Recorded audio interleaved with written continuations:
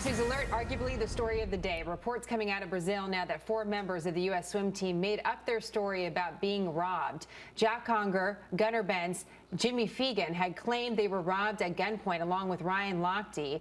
But their stories don't seem to add up, according to reports in Brazil. But there's still a question about that. Let's bring in our legal panel. Ebony Williams, an attorney and Fox News contributor, and Brian Claypool, a criminal defense attorney. I'm seeing some headlines cross right now that the 2 swimmers, Bentz and Conger, arrived at the police station in Rio. I'm seeing other reports from media in Brazil from Globo that apparently there's video of the swimmers on the ground outside the gas station being held at gunpoint by a security guard. We're following it as best we can, Ebony. Could these swimmers, if they indeed lied, made up, exaggerated their story, be imprisoned in Brazil for 3 years? Well, on paper, it looks that way generally. Certainly, there's about 4 charges that they would each be kind of applicable for, and one of them does have up to a 3-year sentence. I mean, certainly, Brian and I, from our experience, know we don't expect that to actually happen, right? These are relatively low-level charges if convicted, if there's a proof brought around it, but certainly doesn't bode well. I mean, to your point, as you were saying, such inconsistent stories, a lack of corroborating evidence. The evidence we are seeing and hearing about these videotapes and whatnot seem to be all over the place. You know, who's holding a gun to whose head and for what reason, we just don't know. Brian, what do you make of it? Well, Jenna, I think this is as much about public relations as it is criminal justice. I mean, Brazil's been under the microscope worldwide. Their image is at stake. They've been attacked leading up to these Olympics, and they've done a pretty good job up until now. They're trying to preserve their reputation. Now, Ebony, I'm sure, would agree. One of the first things you do when somebody reports a crime is you look at the veracity of that victim. In other words, are they truthful? And when you have inconsistencies, for example, were they in a cab or were they at a gas station? Was there more than one person or was there just one person? Did they have their guns pulled out or did they not have their guns pulled out? Right.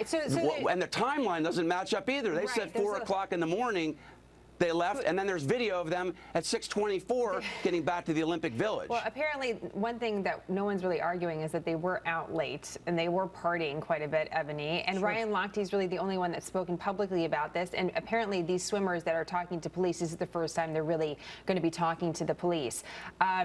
Legally, do they get American lawyers? We know that they have Brazilian lawyers. What do they even do in this situation? Well, I would certainly recommend they would want as much counsel as possible. It's funny, Ryan Lochte is the only one that we know that has spoken publicly about it, and I think that actually might work against him. To Brian's point, this very much could play out in the court of public opinion as much as a court of law. So that could work against him.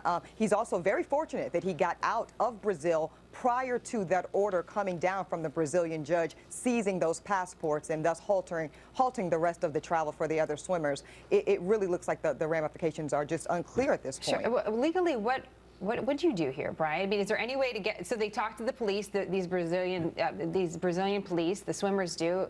Then what's going to happen to them?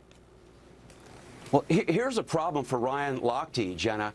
2 of the other swimmers, I just learned before we came on air, are being held, and Brazil officials are not going to allow them to leave Brazil until they testify about this alleged robbery. That does not bode well for Ryan Lochte. If all these swimmers had gotten out of town before this investigation really catapulted, then it would be better. And what I mean by that is these 2 swimmers are probably going to have to tell the truth now if they were telling a lie, and that may not bode well for Ryan Lochte. It's a big question. This is outside the police station where the 2 swimmers just arrived to apparently talk to police.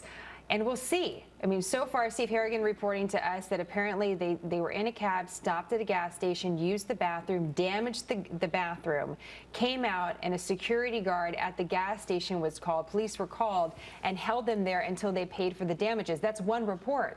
But quite frankly, we have no idea what happened. And we're getting some new video, apparently, from the gas station we're going to show you as soon as we get it. More breaking news on this story. Brian and Ebony, thank you very much, and we'll be right back with more happening now. Thanks.